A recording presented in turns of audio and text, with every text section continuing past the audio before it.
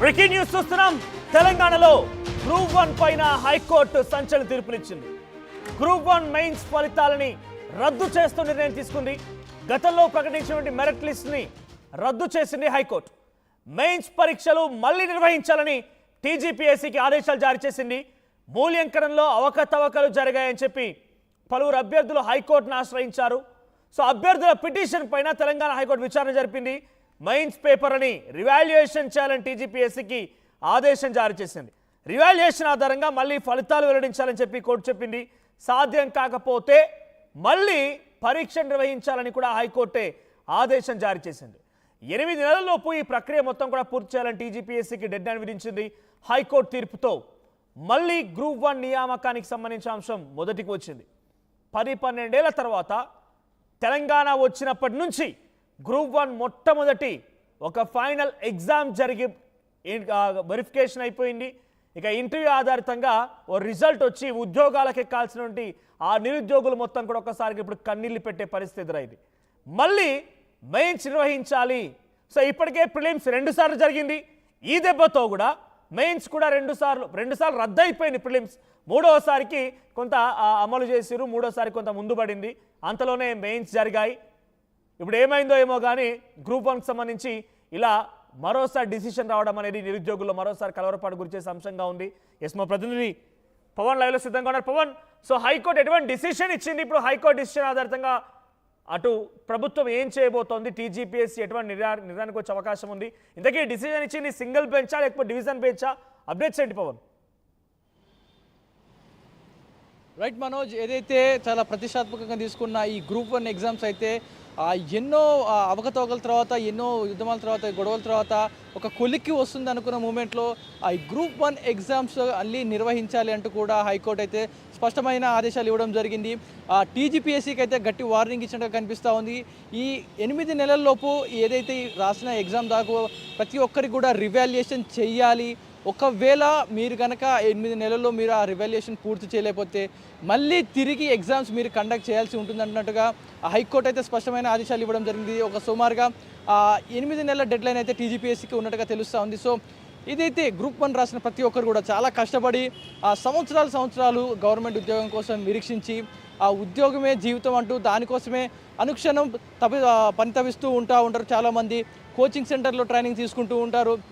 మరికొంతమంది ఆ విద్యార్థులు చదువుతున్న నిత్యం అదే హాస్టల్ ఉంటూ ఆ గ్రూప్ 1 ఎగ్జామ్స్ కోసమే ఆ రక్తం చిందిస్తూ ఏదైతే చాలామంది శ్రమించిన వాళ్ళు ఎంతోమంది ఉన్నారు. సో వారందరూ కూడా ఎట్టకేలకు ఈసారి మాకు నోటిఫికేషన్ పడ్డాయి, ఎగ్జామ్ రాసాం, ఈసారి క్లియర్ అయిపోతుంది, మాకు ఉద్యోగాలు వస్తాయి అని సంబరపడుతున్న మూమెంట్లో ఒక ఎదురు దెబ్బనే చెప్పుకోవచ్చు. ఎందుకంటే వచ్చిన ఎవాల్యుయేషన్ ఏదైతే కొంతమంది తెలుగు మీడియం ఆ విద్యార్థులు ఎవరైతే ఉన్నారో వాళ్ళందరూ కూడా చాలా తక్కువ మార్కులు రావడం, చాలామంది ఫెయిల్ అయిపోవడం ఇలాంటివి జరిగినాయి. కొంతమంది ఇంగ్లీష్ మీడియంలో చదివిన వాళ్ళకైతే పాస్ అవ్వడం, మంచి ర్యాంకింగ్స్ రావడం అయితే జరిగింది. సో ఇవన్నీ కూడా ఎందుకు జరుగుతూ ఉన్నాయి అంటూ కూడా చాలామంది విద్యార్థులు కానీ ప్రతి ఒక్కరు కూడా దీనిపై హైకోర్టులో కేసు వేయడం జరిగింది. సో ఇదంతా కూడా విచారణ కొనసాగుతూ ఈరోజు హైకోర్టు అయితే ఒక ఆదేశం ఇవ్వడం జరిగింది. సో ప్రతి ఒక్కరికి న్యాయం జరగాలి, ఇందులో అవకతవకలు జరిగాయి, దీనిపై స్పష్టత రావాలి. సో మీరందరూ కూడా ఈ పేపర్ని రివాల్యుయేషన్ చేయాల్సిందే.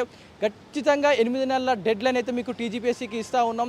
ఈ 8 నెలల సమయంలో మీరు కనుక ఎవాల్యుయేషన్ చేయలేకపోయినట్లయితే తిరిగి ఎగ్జామ్స్ కండక్ట్ చేయాల్సిందే. ప్రతి ఒక్కరికి విద్యార్థులకి న్యాయం జరగాల్సిందంటూ కూడా హైకోర్టు అయితే ఆదేశాలు ఇవ్వడం జరిగింది. సో విద్యార్థులు మాత్రం ఎవరైతే అనుక్షణం కష్టపడి ఎగ్జామ్స్ రాసి ప్రిపేర్ అవుతూ ఉన్నారో, ఇంటర్వ్యూస్ ప్రిపేర్ అవుతూ ఉన్నారో, ఇక ఉద్యోగం వచ్చేసింది అంటూ కూడా ఉన్నవారు ప్రతి ఒక్కరు కూడా కొంచెం బాధపడతా ఉన్నారు.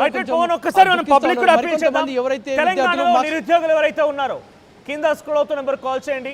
ఇప్పటికే ప్రిలిమ్స్ ని 2 సార్లు నిర్వహించి 2 సార్లు రద్దు అయిపోయింది. 3వసారి నిర్వహించిన తర్వాత మొట్టమొదటిసారిగా ఒక మెయిన్స్ ఎగ్జామ్ జరిగింది. తెలంగాణ వచ్చిన తర్వాత మొట్టమొదటి గ్రూప్ 1 ఎగ్జామ్ ఇది. సో ఫైనల్గా ఈ నోటిఫికేషన్ పూర్తి కాబోతుంది అనుకునే లోపే కొంత అవకతవకలు జరిగాయని, ఇంగ్లీష్ మీడియం తెలుగు మీడియం అనే వ్యత్యాసాలతో కొంతమందికి తక్కువ మార్కులు వచ్చాయని, క్వాలిఫై కాలేకపోయారని చెప్పి పలువురు అభ్యర్థులు హైకోర్టును ఎక్కారు. హైకోర్టును ఆశ్రయించడంతో హైకోర్టు తిరిగి రివాల్యుయేషన్ చేయండి, రివాల్యుయేషన్ చేసి రిజల్ట్స్ అనౌన్స్ చేయండి, సాధ్యం కాకపోతే మళ్ళీ మొదటి నుంచి గ్రూప్ 1 మెయిన్స్ నిర్వహించండి అని చెప్పి చాలా క్లియర్గా అటు హైకోర్టు నుంచి ఆదేశాలు జారీ అయ్యాయి. సింగిల్ జడ్జ్ నేతృత్వంలోని ఈ ధర్మాసనం ఈ రకంగా తీర్పునిచ్చింది. సో ఇప్పుడు ప్రభుత్వం కూడా అటు డివిజన్ బెంచ్కు వెళ్ళే అవకాశం ఉంది. ఏకసభ్య ధర్మాసనం ఇది తీర్పునివ్వడంతో ఇప్పుడు ద్విసభ్య ధర్మాసనం లేదా డివిజన్ బెంచ్ కూడా ఆశ్రయించే అవకాశం కూడా ఉంది, ఆపర్చునిటీ కూడా ఉంటుంది. టీజీపీఎస్సీ ఆప్షన్ ఎంచుకుంటుందా, లేదంటే రివాల్యుయేషన్ చేస్తుందా, లేదా మొత్తంగా మళ్ళీ ఎగ్జామ్ నిర్వహిస్తుందా, ఏం జరుగుతుందో చూడాలి.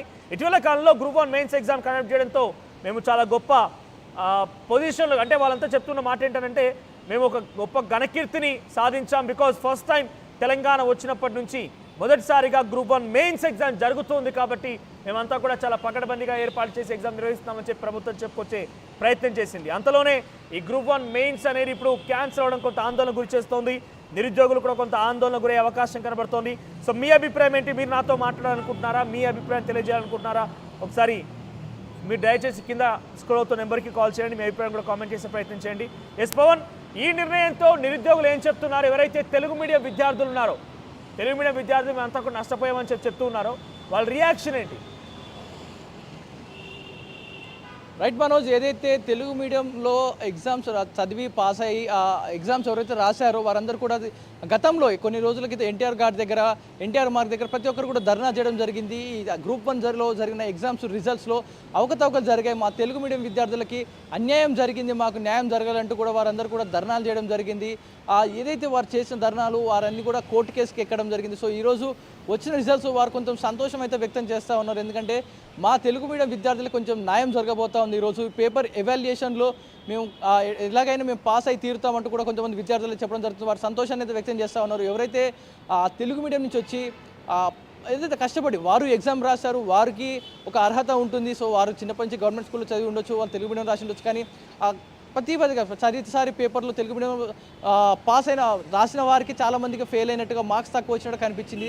ఇంగ్లీష్ మీడియంలో రాసిన వారికి అందరికీ కూడా హై మార్క్స్ రావడం, ర్యాంక్ రావడం, ఇదంతా కూడా కొంచెం ఏదో అవకతవకలు జరుగుతున్నట్టు కనిపించి హైకోర్టు అయితే ఆశించారు.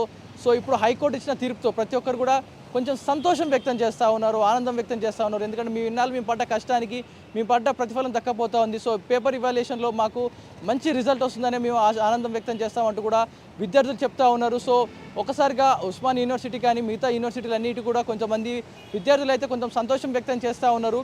కానీ ఎవరైతే సీరియస్గా ప్రిపేర్ అయ్యి అనుక్షణం దానికోసమే పోరాడి ఎగ్జామ్ రాశారో వారు కొంచెం దిగులుగా ఉన్నట్టు కనిపిస్తూ ఉంది. మళ్ళీ ఎగ్జామ్స్ రాయాలి, మళ్ళీ ఫస్ట్ నుంచి రీస్టార్ట్ చేయాల్సి వస్తుంది, మళ్ళీ కెరీర్ పవన్ ఒక్కసారి హోల్డ్లో ఉండండి. మహేష్ అని చెప్పి నిరుద్యోగులకు సంబంధించి కొన్ని రోజుల పాటుగా ఉద్యోగ నోటిఫికేషన్లు ఇవ్వాలని, లేకపోతే ఉద్యోగాలకు సంబంధించి సక్రమంగా నిర్వహించాలని చెప్పి అప్పుడు బీఆర్ఎస్ ప్రభుత్వం నుంచి ఇప్పుడు కాంగ్రెస్ ప్రభుత్వం